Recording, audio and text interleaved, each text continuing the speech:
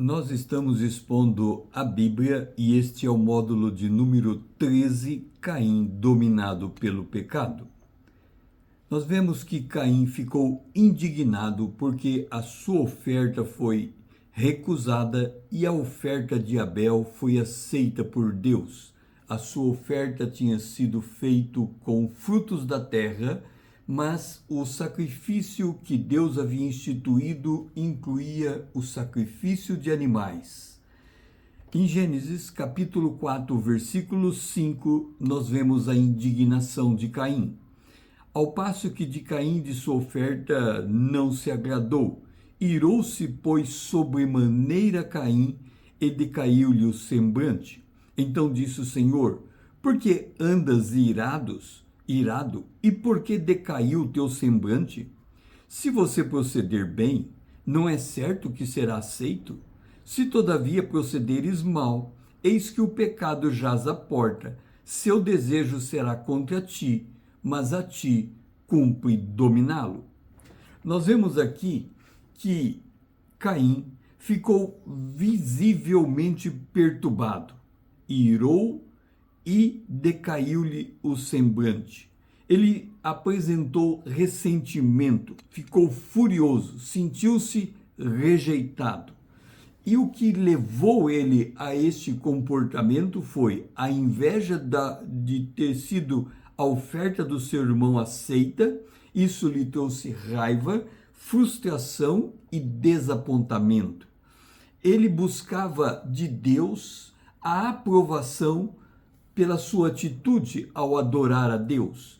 Essa aprovação que ele buscava tinha em vista o fato de que a construção, tanto de sua autoimagem quanto de sua autoestima, dependia da visão que Deus tinha dele. Por que isto? Porque o homem foi criado à imagem e semelhança de Deus.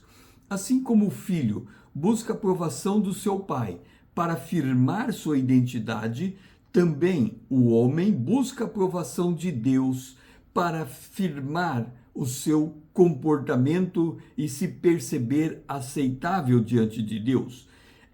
Esse tipo de aprovação permite que o seu sentimento e comportamento sejam validados, permite um desenvolvimento emocional e saudável.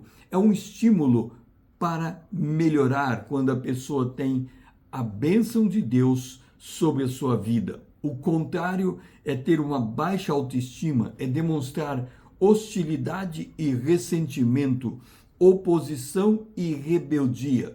Ou ele caminha para uma extrema dependência, ou ele rompe o relacionamento, como veremos no caso de Caim. Em Gênesis, capítulo 4, verso 8, disse Caim a Abel, seu irmão, por conta do ressentimento que ele sentia: vamos ao campo. Estando eles no campo, sucedeu que levantou Caim contra Abel, seu irmão, e o matou. Aí o Senhor se aproxima de Caim e diz: onde está Abel, teu irmão? E ele respondeu: não sei, acaso sou eu tutor de meu irmão? Antes, quando Deus se aproxima de Caim vendo o seu ressentimento, ele pergunta a Caim: por que você está procedendo dessa maneira? Depois que Caim vai às vias de fato e mata o seu irmão, Deus se aproxima de Caim e pergunta: aonde está o seu irmão? Nós vimos que quando Adão caiu em pecado, juntamente com sua esposa, os seus olhos se abriram. Como eles eram inocentes, ao abrir os seus olhos, eles passaram a conviver com a malícia, a astúcia, a esperteza, a manipulação, o engano, as intenções ocultas, as deturpações das interações humanas. Isto é a consequência do pecado, por colocar em dúvida a intenção divina. Assim se comportou Caim. Ele colocou em dúvida a bondade de Deus, não aceitou a disciplina do Senhor sobre o seu comportamento.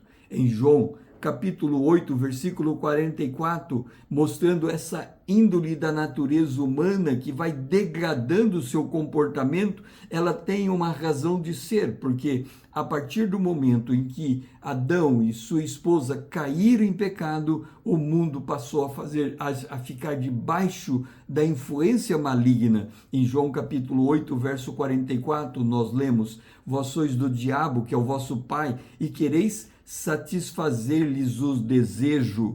Ele é mentiroso e pai da mentira, homicida desde o princípio. Em 1 João capítulo 3, verso 12, reforçando a maneira como procedeu Caim e fazendo essa conexão com o maligno, é dito: não segundo Caim, que era do maligno e assassinou seu irmão. E por que assassinou? Porque as suas obras eram más e as do seu irmão justas. Todos aquele que odeia seu irmão é assassino. Ora, vós sabeis que todo assassino não tem a vida eterna permanente em si. Ou seja, ao alegar a Bíblia de que Caim estava sob a influência do maligno, ela estava demonstrando de que o homem caído, ele sofre esse tipo de ação, esse tipo de influência ou intenções contrárias à palavra de Deus, fazendo com que ele busque uma escolha moral deliberada em oposição aos preceitos divinos. Em Efésios, no capítulo 2, versículo 1, falando daquele que se converte ao Senhor e dando uma descrição de quem não o faz, ele diz: estando vós antes mortos nos vossos delitos e pecados, nos quais outroras andaste segundo o curso deste mundo, segundo o príncipe da potestade do ar, mostrando essa influência do maligno de alguma maneira, segundo o príncipe da potestade do espírito que agora do espírito que agora atua nos filhos da desobediência. E qual é o reflexo desse tipo de influência? No verso 13 é dito: entre os quais todos nós andamos outrora, segundo as inclinações da nossa carne, fazendo a vontade da carne e dos pensamentos, e éramos por natureza filhos da ira, como também os demais. Ira, lembra que Caim ficou grandemente irado. Ira, sharak, no hebraico, é um estado de grande descontentamento, raiva, fervor emocional, emoção acalorada, reação visceral e profunda, expectativa de ação desproporcional, propensão para a violência extrema, tomar a justiça em suas próprias mãos. Então, Caim, ao rejeitar a repreensão divina, o que fez Caim? Ele não deu ouvido à voz do Senhor. Em Gênesis capítulo 4, verso 16 diz: Caim se retirou da presença do Senhor e habitou na terra de Nod, ao leste do Éden. Ao Caim sair da presença de Deus, ele se voltou para esse mundo de maneira completa e cabal. E a atitude dele qual foi? Em Gênesis capítulo 4, verso 17, diz que Caim edificou uma cidade e chamou ela de Enoque, iniciando um processo de formação de uma civilização que nega a ação de Deus sobre si. A sua descendência aumentou o desenvolvimento desta sociedade. Nós vemos de que na 7ª geração, a primeira Caim, contando de Caim a primeira, na 7ª geração, nós encontramos Jabal.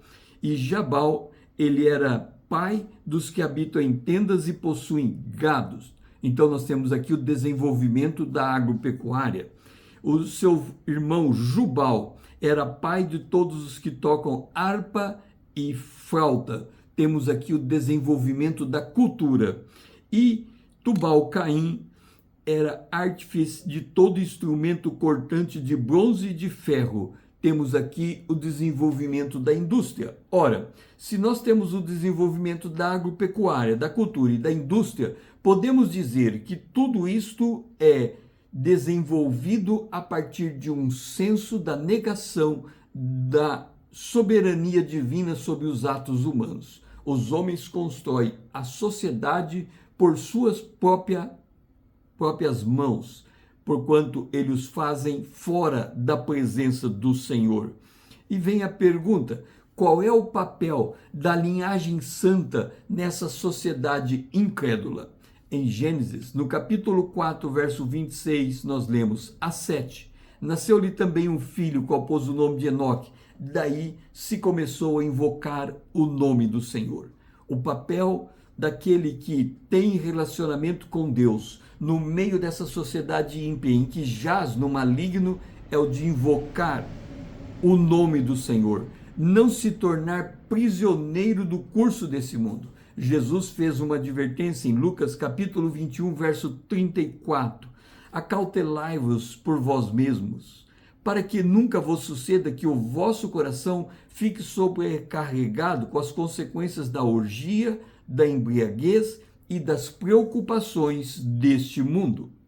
O apóstolo Paulo, inclusive, diz que quando nós estamos aflitos, devemos levar tudo a Deus em oração e súplica e ações de graça, e a paz de Deus guardará nossa mente e o nosso coração, demonstrando que a atitude do homem de Deus numa sociedade corrupta é a de invocar o nome do Senhor, se tornando sal e luz para preservar esse mundo da corrupção, enquanto se estende o tempo da misericórdia de Deus para que as pessoas ouçam o evangelho e se converta. É por isso que em Mateus capítulo 5, verso 13 em diante diz: vós sois o sal da terra. Ora, se o sal vier a ser insípido, como lhe restaurar o sabor?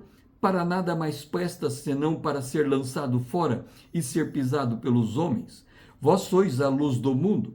Não se pode esconder a cidade edificada sobre um monte, nem se acende uma candeia para colocá-la debaixo do alqueire, mas no velador, e alumia todos que entram na casa. Assim, brilhe também a vossa luz diante dos homens, para que vejam as vossas boas obras e glorifiquem o vosso Pai que estás no céu. E isto é um contraste com relação às más obras de Caim. Se esse vídeo fez sentido para você, curta, comente como a mensagem lhe trouxe entendimento, salve esse vídeo para que você o reveja, compartilhe para que outro também conheça como Caim foi dominado pelo pecado. Siga-me para que possamos crescer juntos na graça e no conhecimento do nosso Deus. O meu lema é: conhecendo a palavra para sermos transformados pelo poder de Deus na imagem de Cristo. Eu sou o pastor César Azevedo, grato por me seguir, grato por me ouvir e até a próxima.